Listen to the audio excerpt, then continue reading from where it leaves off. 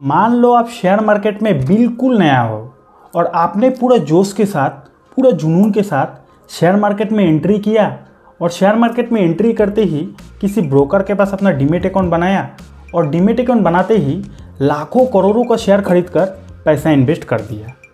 अब मान लो एक हाइपोथेटिकल सिचुएशन है कि आपने जिस ब्रोकर के पास अपना डीमेट अकाउंट बनाया था वो ब्रोकर रातों रात भाग गया। आपने जिस ब्रोकर के पास अपना डीमेट अकाउंट बनाया था वो ब्रोकर बैंकक्रप्ट हो गया। तो क्या ऐसे सिचुएशन में आपका लाखों करोड़ों का इन्वेस्टमेंट ख़त्म हो जाएगा? क्या आपका पूरा का पूरा पैसा डूब जाएगा?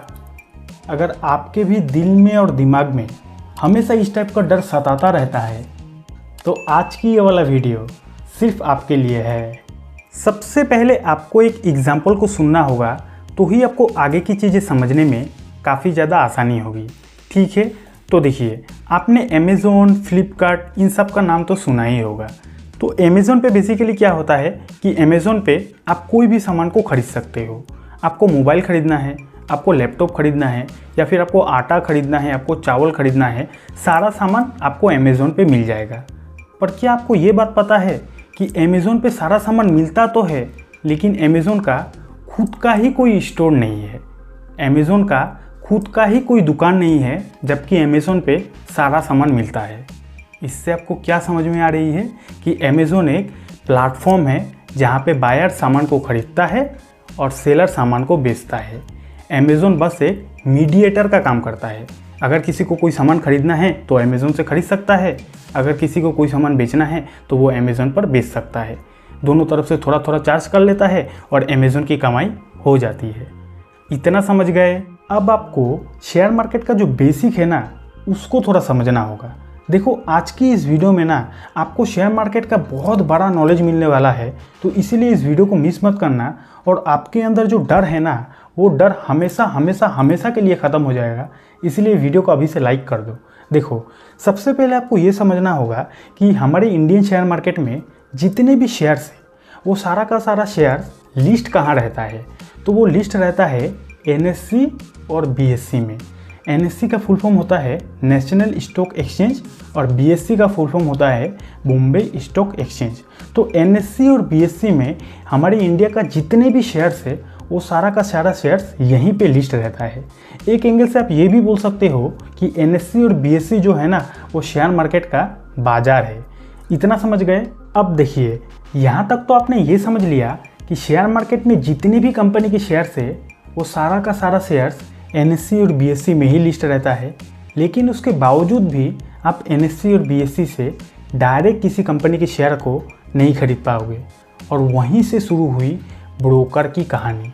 शेयर मार्केट में बेसिकली क्या होता है कि अगर आपको किसी कंपनी के शेयर को खरीदना है ना तो सबसे पहले आपको किसी ब्रोकर के पास अपना डीमेट अकाउंट बनाना पड़ेगा। जब आप किसी ब्रोकर के पास अपना डीमेट अकाउंट बना लोगे ना तो उस डीमेट अकाउंट के थ्रू से आप किसी भी कंपनी के शेयर को खरीद पाओगे और उसको बेच पाओगे। समझ रहे हो बात? यानी कि कुल मिलाकर आपका जो डीमेट अकाउंट हुआ ना वो डीमेट अकाउंट एक मीडिएटर का काम किया। जो मैंने स्टार्टिंग में अमेज़ोन का एग्जांपल दिया था उसी तरह आपका जो डीमेट अकाउंट है उस डीमेट अकाउंट के थ्रू से आप शेयर को खरीद पाओगे और उस डीमेट अकाउंट के थ्रू से आप शेयर को बेच पाओगे। यानी कि आपका जो डीमेट अकाउंट हुआ वो एक मीडिएटर का काम किया। इतना समझ गए? अब आपको आपका आंसर मिल जाएगा कि आपने जिस ब्रोकर के पास अपना डीमेट अकाउंट बनाया है वो ब्रोकर अगर रातों रात भाग जाए या फिर बैंकक्रप्ट हो जाए तो आपके पैसों के साथ आखिर क्या होगा। देखो, एक ब्रोकर का काम सिर्फ इतना ही रहता है कि एक ब्रोकर के थ्रू से आप एक डीमेट अकाउंट बना पाओ। और जब आपका डीमेट अकाउंट बन जाता है ना तो उस डीमेट अकाउंट के थ्रू से आप शेयर मार्केट में कोई भी शेयर को बाई और सेल कर सकते हो, ट्रेडिंग वगैरह कर सकते हो। समझ गए? लेकिन आपने जो अपने डीमेट अकाउंट के थ्रू से किसी भी कंपनी के शेयर को खरीदा, फॉर एग्जांपल दे रहा हूँ कि आपका डीमेट अकाउंट बन गया। अब आप उस डीमेट अकाउंट के थ्रू से रिलायंस के शेयर को खरीदा, तो आपने जो रिलायंस के शेयर को खरीदा ना वो शेयर स्टोर कहीं और होता है। इस बात को समझो। आपका कहीं भी किसी भी ब्रोकर के पास डीमेट अकाउंट है तो आप उस डीमेट अकाउंट के थ्रू से कोई भी कंपनी के शेयर को खरीदते हो, उसमें पैसा इन्वेस्ट करते हो। तो जो कंपनी के शेयर को आपने खरीदा ना वो शेयर स्टोर कहीं और होता है। वो स्टोर होता है CDSL एंड NSDL में। CDSL का फुल फॉर्म होता है सेंट्रल डिपॉजिटरी सर्विस लिमिटेड, और NSDL का फुल फॉर्म होता है नेशनल सिक्योरिटी डिपॉजिटरी लिमिटेड। तो ये जो CDSL है और NSDL है ना, ये दोनों इंडियन डिपॉजिटरी है और ये दोनों डिपॉजिटरी सेबी के अंडर में आती है। अब ये सेबी क्या है? सेबी का फुल फॉर्म होता है security exchange board of India. SEBI के अंडर में ही इंडियन शेयर मार्केट आती है। सेबी के गाइडलाइन से ही इंडियन शेयर मार्केट चलती है। और ये जो सेबी है ना, वो सरकार के अंडर में आती है। तो हमारा जो इंडियन शेयर मार्केट है ना, वो इनडायरेक्टली सरकार से ही जुड़ा हुआ है, इस बात को ध्यान रखना। तो सरकार रेगुलेट करता है सेबी को। सरकार सेबी को बोलता है कि देखना, जो भाई बहन लोग शेयर मार्केट में इन्वेस्टमेंट कर रहे हैं ना, उनके पैसों के साथ कोई स्कैम नहीं होना चाहिए, उनके पैसों के साथ कोई फ्रॉड नहीं होना चाहिए। तो सरकार रेगुलेट करता है सेबी को, सेबी रेगुलेट करता है CDSL को और NSDL को। और आप शेयर मार्केट में कोई भी कंपनी के शेयर को खरीदते हो, वो शेयर स्टोर आपका कहाँ रहता है? वो स्टोर रहता है CDSL में और NSDL में। आपका डीमेट अकाउंट में बस शो करेगा कि आपका कितना इन्वेस्टमेंट है, आपने कौन से शेयर को खरीद रखा है, ये आपका डीमेट अकाउंट में शो करेगा। लेकिन स्टोर है CDSL में, NSDL में, इतना आप समझ लो। समझ गए? तो बाई चांस एक हाइपोथेटिकल सिचुएशन है कि आपने जिस ब्रोकर के पास अपना डीमेट अकाउंट बनाया है, वो ब्रोकर भाग गया या फिर बैंकरप्ट हो गया बाई चांस, तो भी आपको डरने वाली कोई बात नहीं। आपका शेयर तो स्टोर है CDSL में और NSDL में। अगर ऐसा सिचुएशन आ जाए, आपको सिंपली किसी न्यू ब्रोकर के पास अपना डीमेट अकाउंट बनानी है और आपका न्यू ब्रोकर को बतानी है कि मेरा पहले वाला ब्रोकर भाग गया है।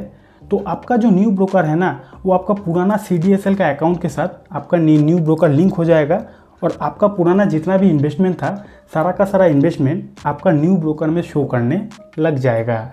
इतना समझ गए? तो यहाँ तक तो शायद आपका डर खत्म हो गया होगा कि अगर कभी आपका ब्रोकर भाग जाए तो आपके पैसों के साथ आखिर क्या होगा। लेकिन अभी भी अगर आपके अंदर थोड़ा भी डर है ना, तो मैं आपको इतना ही बोलूँगा कि आप अपना डीमेट अकाउंट को वहाँ पर बनाओ जो ब्रोकर काफ़ी पुराना ब्रोकर हो और जो ब्रोकर इंडिया का टॉप ब्रोकर हो। तो मैं कुछ इंडिया का टॉप ब्रोकर्स का लिंक नीचे डिस्क्रिप्शन पर दे दिया हूँ, वहाँ से भी जाके डाउनलोड करके आप अपना डीमेट अकाउंट को बनवा सकते हो और शेयर मार्केट से पैसा कमा सकते हो। लेकिन शेयर मार्केट से पैसा कमाना इतना आसान भी नहीं जितना आप सोचते हो। आपको पहले अपना नॉलेज को इम्प्रूव करना पड़ेगा। शेयर मार्केट में आप जितना नॉलेज को इम्प्रूव करोगे, शेयर मार्केट से आप उतना ज़्यादा पैसा कमाओगे। तो क्या आप भी शेयर मार्केट का नॉलेज इम्प्रूव करना चाहते हो? अगर चाहते हो तो ये लेफ्ट वाली वीडियो देख लेना। ये वाला वीडियो में मैंने 3 नियम के बारे में बताया है। ये 3 नियम अगर आप समझ गए ना, तो शेयर मार्केट से पैसा कमाना आपके लिए एक बच्चों का खेल हो जाएगा।